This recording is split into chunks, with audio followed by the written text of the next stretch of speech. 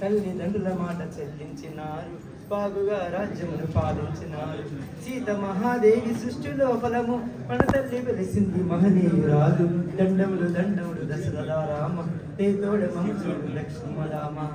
వారు సత్యనారాయణ గారు తన ఊళ్ళో, తన జన్మించిన ఊళ్ళోనే తనకున్న ఆ తక్కువ స్థలంలో రామాలయం కట్టించి ఆ ఊరికి అప్పచెప్పారు. తర్వాత ప్రకటించే ప్రతిభ అనేది తన చిన్న దాంట్లోనే పాలిటెక్నిక్ కాలేజ్లో మరి ఆయన సివిల్ ఇంజనీర్గా పూర్తి చేసుకొని అప్పట్లోనే ఇలాంటి గ్రామాలు ఎన్నో కూడా దబ్బేలుగున్నాయి, దాటి పోగలంతా దబ్బేలున్నాయి. అంటే ఆ ముగ్ధ సౌందర్య మావింత శోభ, నామదిని కదిలించి ఉయ్యాల రూప. సెలయేళ్ళు దాటిని గమ్యాన్ని చేరిన దారిలో అందాలు గోచరించాలి.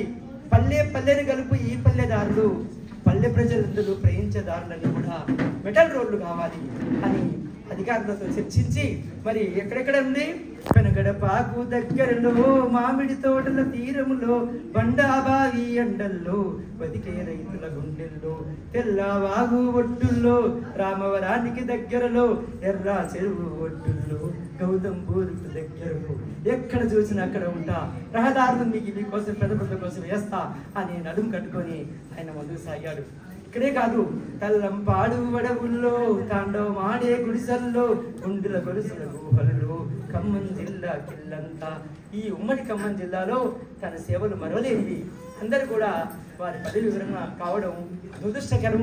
ఇంకా కొంత కాలం తను ఉంటే మరి ఎంతోమంది పేద ప్రజల గ్రామాలకు రహదారులు అయ్యేది అని నేను భావిస్తున్నాను.